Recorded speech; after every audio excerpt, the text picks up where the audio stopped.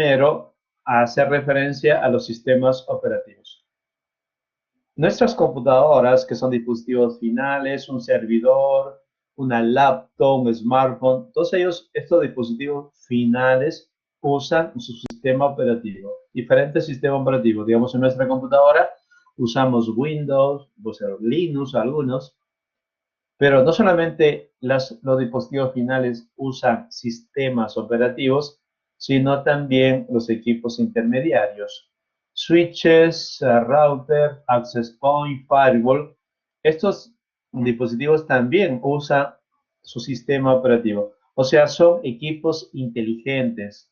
Cada uno de estos son computadoras preparadas o desarrolladas para hacer un trabajo, para hacer el trabajo de switch, para hacer el trabajo de router. Y como máquina inteligente debe tener un sistema operativo, y ese sistema operativo que se usa en los equipos Cisco se le llama Sistema Operativo Internetwork o más usual el término de iOS, ¿no? El iOS es el sistema operativo de Internet Working de Cisco. Perfecto. Vamos a ver entonces qué hace ese sistema operativo, qué componentes tiene. Primero vamos a resaltar dentro de los componentes del sistema operativo el shell. Y cuando hablamos de shell, dice es una interfaz de usuario, es una especie de programita que va a permitir que nosotros interactuemos con el equipo, con la PC, con el router. Es una interfaz de usuario, es una interfaz de programa que nos permite a nosotros, los usuarios, interactuar con el router, con el switch, con la PC, ¿no? Y esa interacción lo podemos hacer usando dos tipos de interfaces. El primero que mostramos acá es el CLI. ¿Qué significa CLI? Interface, línea de comando, interfase de línea de comando. Dicho de otra manera, que cuando nosotros vamos a manipular, configurar, administrar, dar órdenes al switch, al router, a la PC, lo hacemos con comandos, entre comillas, pantalla negra y comandos. Mientras que la otra alternativa, el otro shell, es el GUI, interfase gráfica de usuario.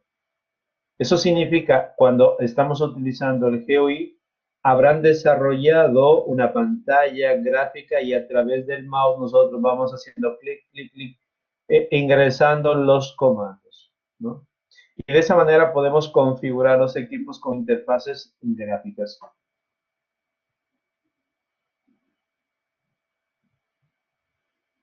Ah, ya, perfecto, Pablo. De todas maneras, para entregar las tareas tienes en este caso desde hoy hasta la próxima clase. Ya cuando estés en casa vas a tener tiempo para poder desarrollarlos, ¿no? Y si hay alguna duda y te olvidaste de lo que estás viendo, puedes revisar el video, ¿no? La videoconferencia para chequear a ver si por ahí, visualizándolo en segunda vez, podemos entender o resolver el problema. ¿Okay? Bien, entonces les comento que para poder interactuar con una computadora, con un switch, con un router, hay interfaces. Ok, Pablo. La interfaz puede ser, en este caso, la CLI, así como cuando hacemos un ping, ya deben haber hecho desde su computadora ping, desde el Command Prompt, ¿no? Windows R, Command Prompt, y aparece una pantalla negra. Ese es el CLI. Y cuando trabajamos con Windows, el formato normal del Windows, ese es un GUI, interfase gráfica. Para configurar los routers y los switches, habiendo estas dos modalidades, la que más se usa, la que vamos a aprender, la que vamos a usar nosotros, es el CLI, interfaz de línea de comando, debido a que la interfase gráfica que está desarrollada para hacer alguna actividad, alguna configuración, realmente no cubre toda la potencia del equipo. O sea, si utilizo los comandos, todos los comandos que tiene, puedo hacer muchas cosas. Mientras que con la interfase gráfica solamente podré desarrollar actividades que lo desarrollaron a través de ese programita, de esa interfase gráfica. Por lo tanto, como técnico, me conviene, en este caso, y en este curso vamos justamente a usar en este y en los que vienen y en las actividades prácticas vas a utilizar en este caso el clip, ¿no? Alguna vez, en alguna oportunidad, también vas a utilizar este otro. Por ejemplo, para tener una idea, en los equipos Cisco vas a utilizar el clip, pero cuando intentes en tu casa ingresar a tu router, vas a usar el navegador. Ahí se utiliza la GUI, la interfase gráfica de usuario. O sea, a un router así, de esos pequeños baratitos, lo configuras con GUI. Pero no puedes hacer todo lo que haces con un router de Cisco, que se configura o manipula con el clip, interfaz de línea de comando. Otro de los componentes del sistema operativo es la parte más importante, el núcleo o kernel, ¿no? Ese es un programa o un grupo de programas. El núcleo o kernel va a administrar, va a controlar, administrar el hardware y también el software, ¿no? Tenemos algunas aplicaciones, software. Este núcleo o sistema del núcleo sistema operativo kernel es el que administra a ambos.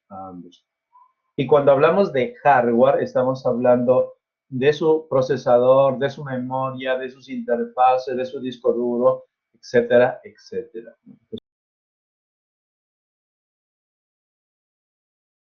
Sistema operativo, que para nosotros en este momento la parte más importante es cómo vamos a interactuar nosotros con la máquina usando el GUI, utilizando las interfaces gráficas. Ajá. ¿Cuál es el propósito del iOS? ¿Cuál es el propósito del sistema operativo? ¿No? Dice, los iOS del switch router proporcionan siguientes opciones. Nos permiten a través de comandos, y eso es lo que vamos a hacer hoy, configurar interfaces, habilitar funciones de enrutamiento, de conmutación, etcétera. Vamos a ponerle password a los equipos. Vamos a ponerle algunos mensajes, vamos a poder ver la información que está dentro de ese router, de ese switch. Todos los dispositivos de red vienen ya con un iOS predeterminado. Ya me compré un switch, tiene que venir o viene obligatoriamente su sistema operativo. De manera diferente, yo me puedo comprar una laptop y pueden ofrecerme, me la pueden prender sin sistema operativo, sin Windows, ¿no? Y normalmente, ¿para dónde está orientado eso? Para que no le pongas un Windows, sino en este caso un Linux, te bajes un Linux y lo instales, ¿no? Un poco para bajar el precio de esa laptop, ¿no? En este caso, los switches de los routers ya los vende con un sistema operativo predeterminado. Pero ese sistema operativo de pronto puede que esté desactualizado, sea un poco antiguo. Bueno, lo modificamos, lo actualizamos, podemos actualizar, ¿no? Adquiriendo nuevas características. Yo lo compré con una versión, lo puedo pasar a la otra versión. Eso se puede hacer. Así como pasamos de un Windows a otro Windows, en los routers y los switches también podemos hacer eso. ¿Qué más? Un ejemplo de iOS es el que estamos viendo acá.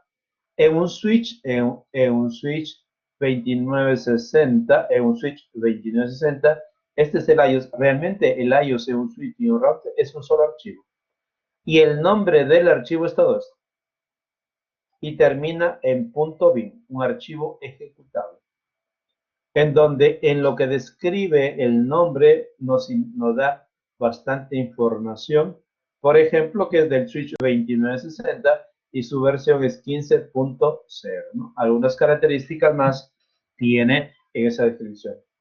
Y este switch en particular, que está cargado en el switch, me va a permitir, o cuando quiera manipularlo, debo utilizar el clip. ¿Qué significa el clip? Interfase de línea de comando. O sea, debo saber los comandos, hoy vamos a aprender esto, para poder configurar a ese switch. Debajo aparece otro archivo con una extensión tar. Esto es como si fuese una extensión zip, está zipeado Y acá lo que tenemos es no solamente el iOS, está el iOS, y además hay una carpeta con varios archivos que permite manejar una página web, ¿no? Una página web, un entorno web. Entonces,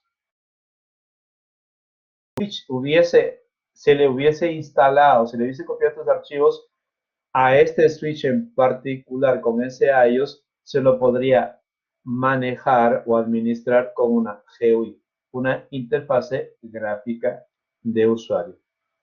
¿Qué es lo que vamos a encontrar en las empresas? ¿Y cómo lo administramos? Utilizando el iOS. Seguimos hablando del iOS. ¿Dónde se encuentra el iOS? ¿Dónde está el iOS?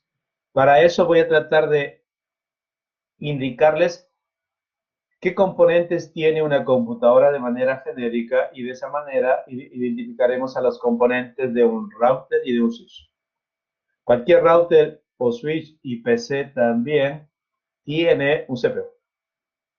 Tiene su procesador, su CPU, distintos modelos, obviamente. Tiene un componente que en las computadoras le llamamos HD o disco duro, hard disk, ¿no?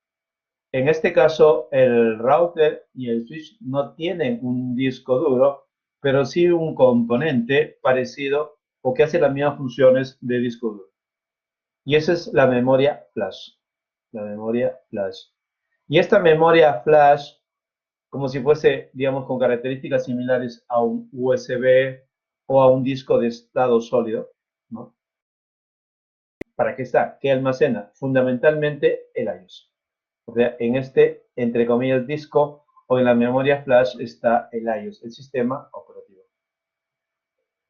Y en un router como este que tenemos acá, en este router en particular, esa memoria flash es externa. Esa memoria flash es esta tarjetita. Y esa tarjeta se inserta acá, en esta ranura. Y para retirarla se presiona este botón y sale esta memoria, la memoria flash.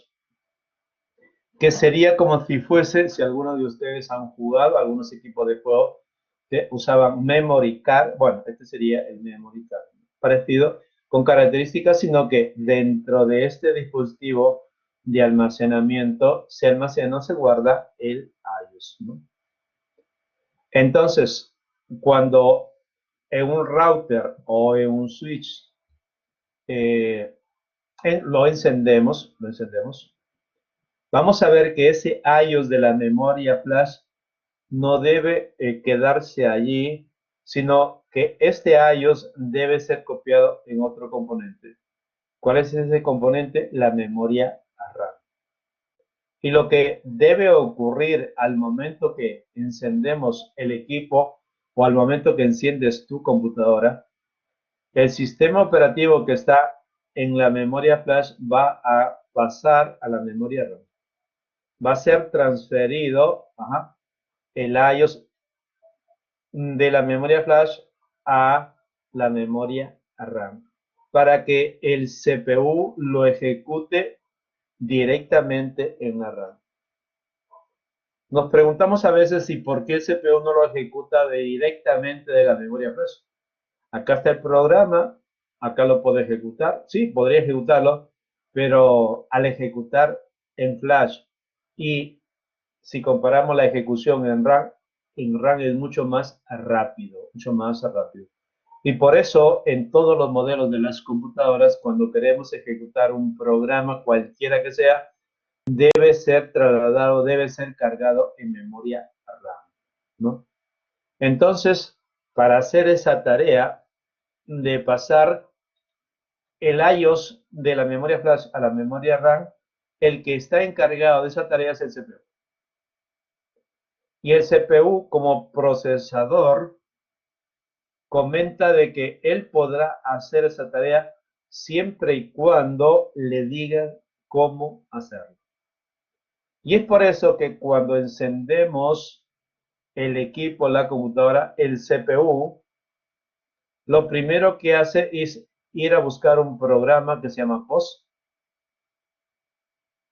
con el cual lo ejecuta desde esta memoria ROM BIOS con el objeto de diagnosticar a todo este hardware, a todos estos componentes. Y una vez que diagnosticó que está bien la flash, la RAM, la NVRAM, ¿ok? Y otros, el CPU, cuando diagnostica que está bien el hardware, cuando están bien los equipos, lo que hace en ese momento es ejecutar este otro programa. Lo busca al siguiente programa que es el boot o bootstrap, y este programita le dice al CPU cómo llegar hasta la memoria flash y cómo trasladar el iOS a la memoria RAM. Y una vez que el iOS ya está en la memoria RAM, el CPU lo que va a hacer es ejecutar siempre el iOS, y el iOS en este momento toma el control. El iOS es el que maneja, manipula todo. El iOS es un sistema operativo o un archivo o varios archivos con la inteligencia o el control necesario para manejar al hardware y al software. ¿Okay? Entonces, mi router ya está trabajando normal bajo control de este sistema operativo o iOS. Y yo como usuario ya lo estoy usando, incluso le he configurado algunos detalles de ese router, y toda la configuración, todos los comandos de la configuración están en un archivo en la memoria RAM. ¿Cómo se llama ese archivo que contiene todos los comandos que está usando el router en plena ejecución? Se llama running config. Configuración que está corriendo, que se está ejecutando. El running config. El iOS es un sistema operativo. El Apple también lo tiene. Pero este de acá, el Apple tiene su iOS, pero creo que no es ¿cómo se llama? La O y la S de sistema operativo, pero la I de acá es de Internet. Suenan igual los dos. No es el mismo. Digamos, el iOS que usa las computadoras Apple, digamos, son sistemas operativos de computadoras, ¿no? Y estos son iOS, le he puesto nombres similares, es como si hubiesen puesto OS, ¿no? Ambos son iOS, a ambos se le llama iOS, efectivamente. Muy bien, Janela. Entonces, les comentaba que en la memoria RAM va a haber un archivo de configuración que es el que determina qué es lo que hace el router o el switch, pero esta memoria RAM deben saber ustedes que es, y lo voy a representar así, que es volátil. Por acá decía, la RAM es una memoria volátil. ¿Qué significa que es volátil? A ver, ¿se acuerdan de lo que aprendieron en el ciclo anterior? ¿Qué de especial tiene la memoria RAM cuando dicen que es volátil? Si apagas tu computadora, todo lo que está en la memoria RAM, ¿qué pasó? Se perdió. Si apagas tu router, todo lo que está en la memoria RAM, ¿qué pasó? Se perdió. Pero, no. Eh, ¿A qué te refieres cuando se ejecutan en segundo plano? Eso normalmente es como lo de un servidor. Un servidor ejecuta programas en segundo plano. No sé si te refieres a eso.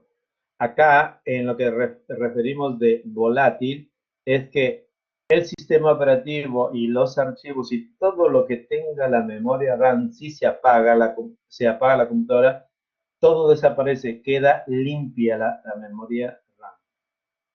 ¿Okay? Entonces, si tú habías configurado como vamos a hacer ahora, y o sea, estás configurando un equipo y se te apagó, se te fue la luz, sonaste. Tendrás que hacer nuevamente todo.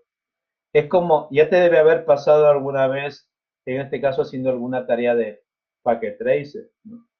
Pero, por ejemplo, si tú haces una tarea de Word, ¿ah? de pronto encuentras que en el Word es un programa un poco más inteligente y lo está guardando, lo ha estado guardando. Tal vez la última parte no lo guardó. Acá, en este caso, la memoria RAM no es inteligente. La memoria RAM es un depósito, por lo tanto, almacena esos archivos y si se apaga, se perdió todo. Entonces, como ese archivo de configuración es importante porque de esa manera va a funcionar mi router y mi switch, debería guardarlo. ¿Y dónde se guarda este archivo de running config? En esta memoria, en la NVRAM. Y la NVRAM, ¿qué cosa es? Una RAM no volátil. Una RAM no volátil. Y cuando al archivo running config lo guardo en la NVRAM, cambia de nombre. ¿Cómo se llama? Startup config. Startup config. Archivo de configuración de inicio. El archivo de configuración de inicio. Esta de acá es no volátil. Esta sí es volátil. La memoria flash es no volátil. Todo lo que está ahí, por más que apagues, no desaparece. Si le quita la energía, no desaparecen los archivos que están guardados.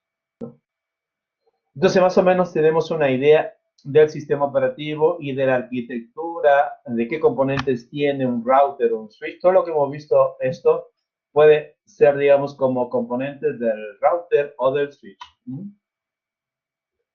Las funciones principales que realizan o habilitan los routers y switches incluyen a lo siguiente. Hay varias cosas que puede hacer o que hace un router y nosotros deberíamos en este caso intervenir para que haga el trabajo de manera correcta o para habilitar eso, como por ejemplo habilitar la seguridad, habilitar el enrutamiento, la calidad de servicio, la parte de direccionamiento, activar las interfaces, poner direcciones IP, administrar los recursos de una variedad de recursos que iremos aprendiendo a medida que avanzamos en estos cursos de CCNA, ¿no?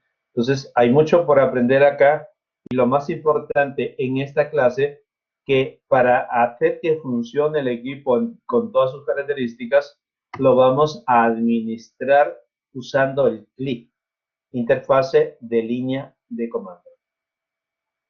Y para poder acceder al CLI, a esa interfase de línea de comando, tenemos en este caso tres métodos.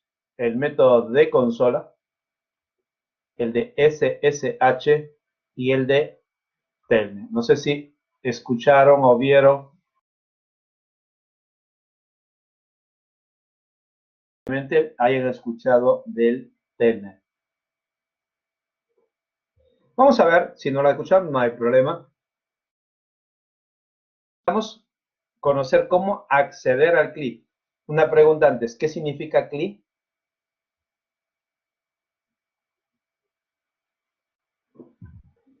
Pregunta para ustedes, ¿a qué se refieren con el CLI?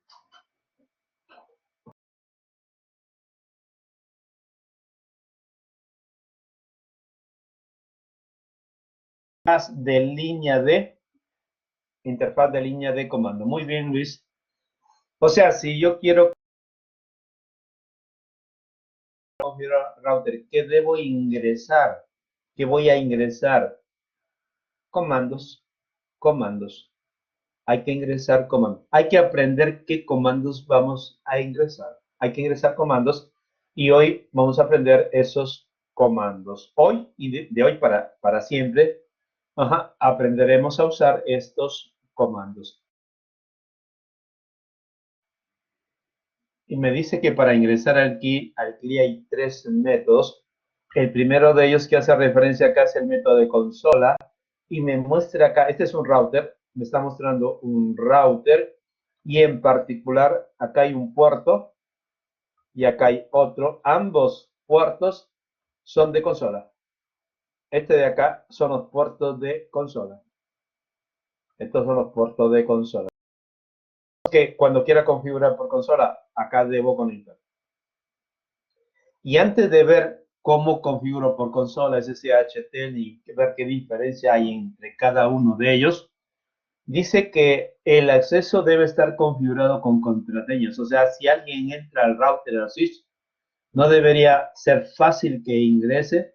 Debería ingresar solamente si sabe la contraseña. Ajá. Pero si ya le pusiste las contraseñas y le pusiste contraseñas complicadas para que sea difícil de ingresar, el router o el switch debería estar en un lugar bajo llave, en una habitación bajo llave.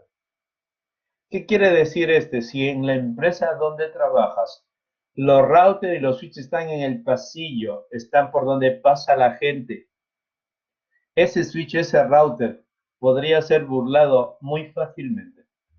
Basta que le ponga un cable a este puerto y ahí ya puedes hacer y deshacer del router y del switch. ¿Ok?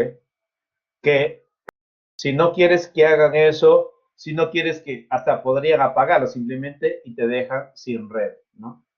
Entonces, para que no ocurra ni algún ataque, ni alguien quiera manipular al router, obviamente no lo dejes manipular. Ponlo en un lugar seguro, bajo llave, bajo llave. Si lo pones en una cabina, la cabina con llave. Si está dentro de un aula, la aula bajo llave. Así de esa manera, ¿no? Los centros de compu no entra cualquiera, no entra cualquiera, está con llave. Solamente entran las personas autorizadas, los administradores.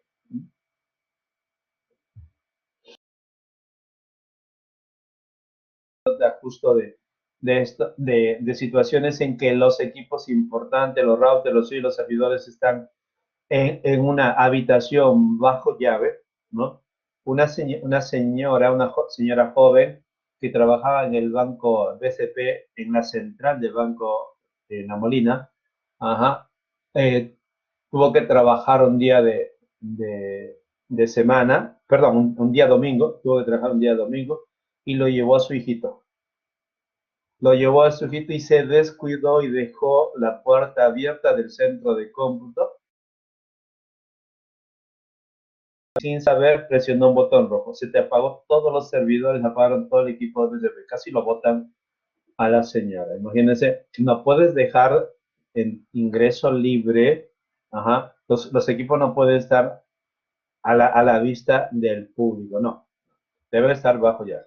Y además de eso, vamos a ver de qué manera logramos que los que quieran acceder remotamente lo tienen que hacer de manera segura. Veamos primero el acceso por consola, el acceso por consola.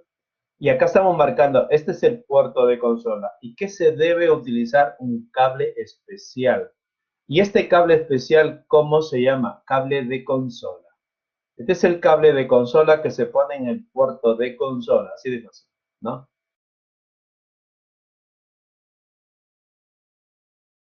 RJ45, es un RJ45, iría a mi router, al puerto que se llama puerto de consola, acá es muy pequeñito, pero ahí en celeste dice, o con letras negras, la raya celeste y letras negras dice consola, ¿no?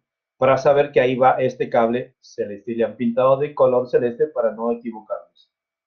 Y por otro lado, el otro extremo, este de acá, este es un DB9, un puerto serial, que tiene que ir al puerto serial de la computadora. La computadora debe tener un puerto de 9 pines, un DB9, y ahí lo conectamos.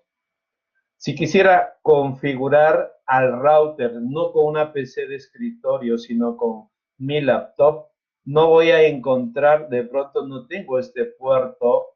Una de las alternativas es que algún puerto de USB que tenga, lo convierto, lo transformo en puerto serial. Esa sería una alternativa y no habría inconveniente.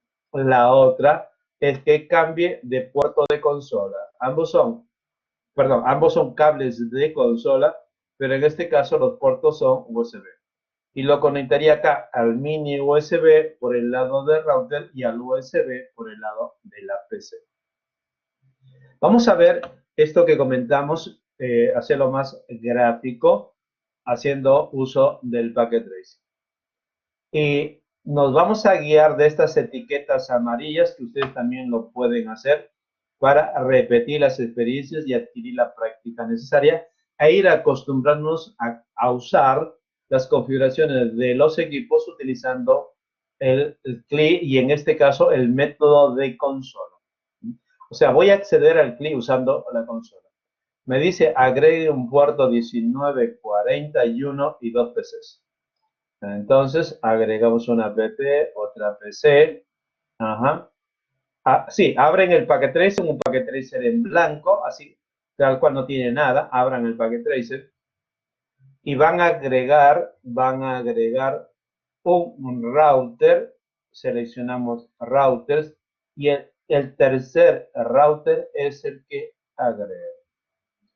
Repito nuevamente, vamos a ver, lo que quiero es que si abren el packet tracer, cualquier versión de packet tracer, ¿ok?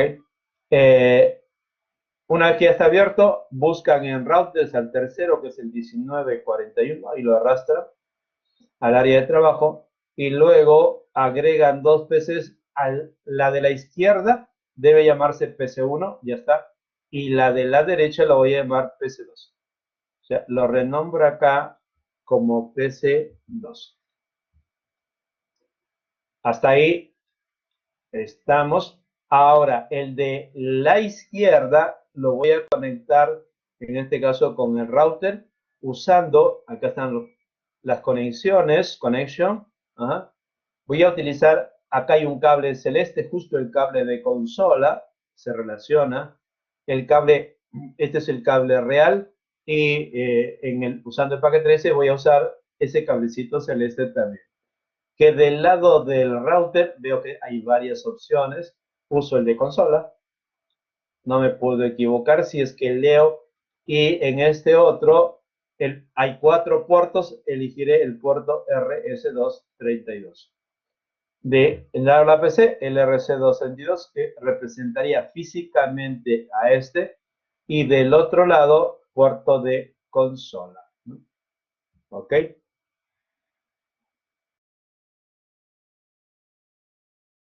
También desde ahora nos demos cuenta, sí, repetimos, ya tienes, Luis, ya tienes en este caso las dos PCs y el router.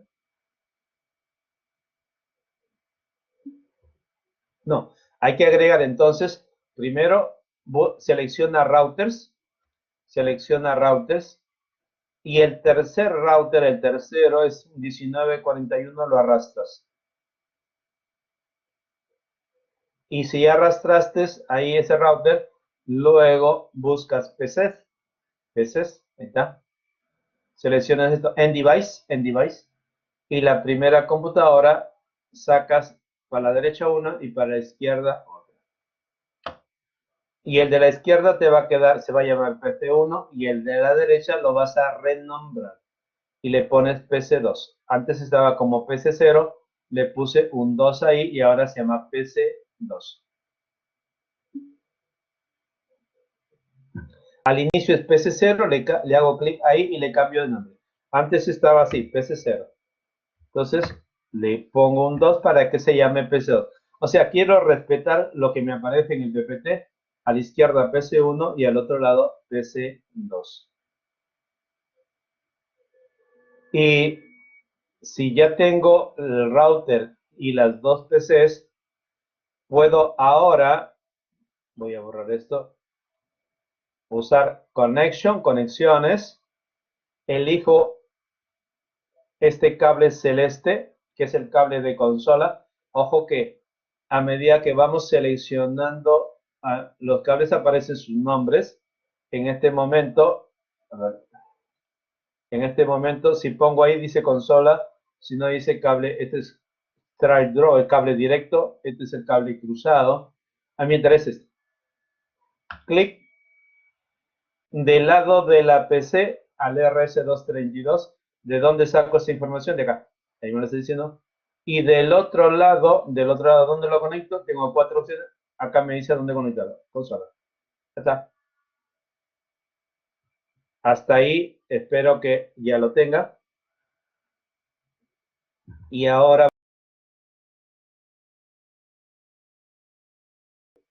uso este cable, el crossover, Cooper crossover, cable cruzado.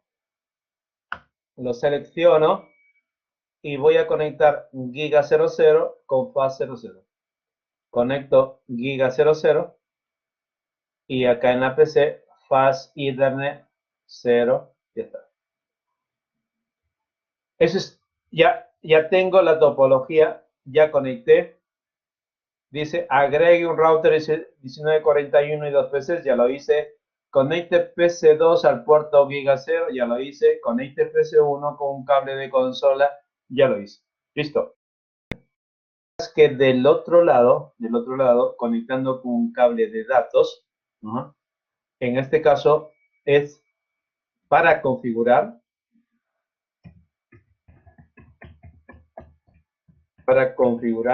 pero también me sirve para intercambiar datos. Con este intercambio, o sea, podría ser entre ellos enviar paquetes de aquí. Pero para que pueda yo intercambiar datos y configurar en este extremo, en esta interfaz, en la interfaz guía 00, ¿qué debe haber? ¿Qué debo configurar ahí? La IP. Y del otro lado, en la PC, ¿qué debe tener? IP. Okay.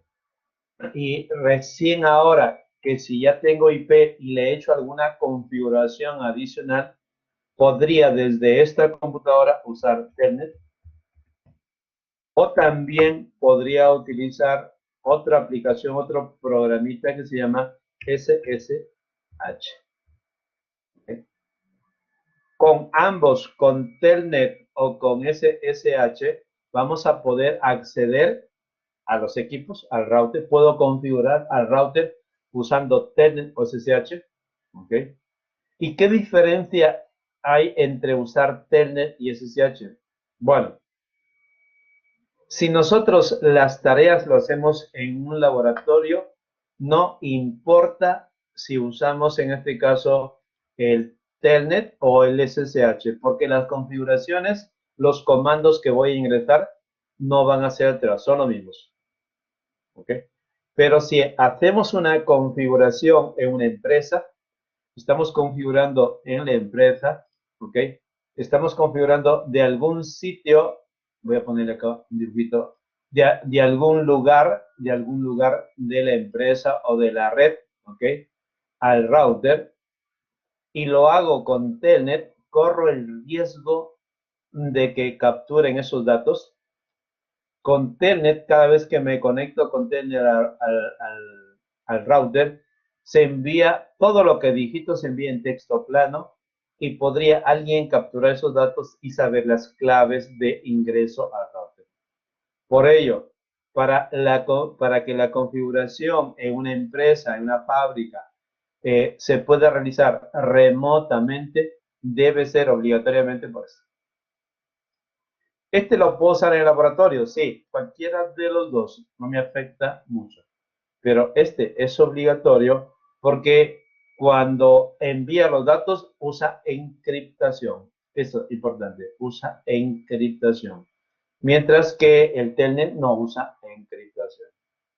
Pero para poder utilizar SSH, debo hacer en el router algunas configuraciones para que encripte. O sea, no es tan directo, no es tan fácil acceder al router con SSH que con el Telnet.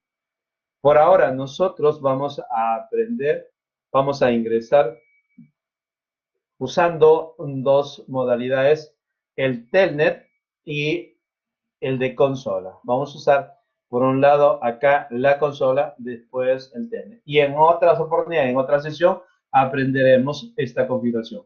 Sí. Al final del ciclo, tienes que saber las tres formas de acceso. ¿Okay? Muy bien, entonces, sigamos. ¿Qué debería utilizar? Creo que lo vemos ahí. ¿Qué debería utilizar? No, regreso un poquito porque acá está en diagramita. Si voy a trabajar con consola, ¿qué debería utilizar acá? Una ventana, una aplicación para que sirva en este caso de acceso y ese es un término. Mientras que de acá podría utilizar el Command Prompt, podría ingresar desde el CMD o Command Prompt a través de comandos, Entonces, ahora, para poder acceder, en este caso, vía consola, tenemos la posibilidad de usar aplicaciones, PuTTY, Hyperterminal. En el Packet Tracer tenemos una aplicación de cliente que se llama Terminal, esa la podemos utilizar. En los laboratorios, y ustedes todavía no, creo que no han tenido la oportunidad de conocer por esto de la pandemia, los laboratorios de Cisco. Allí, cuando queremos configurar los equipos en vivo, usamos normalmente este software PuTTY, ¿no? Y este PuTTY me sirve para ambos, tanto para Telnet SSH y para consola. Cuando es consola, elijo serial, elijo eso. Entonces, vamos a regresar acá a la topología para tratar de simular estas situaciones que tendría al momento de ingresar, en este caso, a configurar. Y como estoy viendo primero el de consola, hago clic en PC1, desktop, y me voy a encontrar con las aplicaciones que hay de cliente y elijo terminal. Cuando elijo terminal, me doy cuenta acá que hay una serie de parámetros que en las tareas me lo van a preguntar, esos parámetros. Les comento, para que una PC se conecte con el router utilizando este cable, este es un cable serial. Por lo tanto, la comunicación que se está estableciendo entre la PC y el router para a través de él recibir y enviar comandos, se está estableciendo con ciertos parámetros, con una determinada velocidad. ¿Qué velocidad? 9600, ¿cuántos bits de datos? 8, ¿qué paridad? No, ni así. Parámetros, estos parámetros que vemos son los de la PC. Cuando quiero, nuevamente, fíjense, entro a terminal y mi PC debe configurarse parámetros para poder comunicarse sin problemas con el router. Cuando me pregunto, ¿y qué parámetros tiene el router? Porque los parámetros deben ser los mismos. Esto de acá. O sea, si ya mi router tiene estos parámetros por defecto en mi PC, tengo que configurar esos parámetros. Y simplemente lo que hago es hacer clic en OK aceptando esos parámetros. Le doy clic y acepté. ¿Ok? Le doy clic y ya entré al clic. Ya estoy en el clic. Ya estoy en la interfaz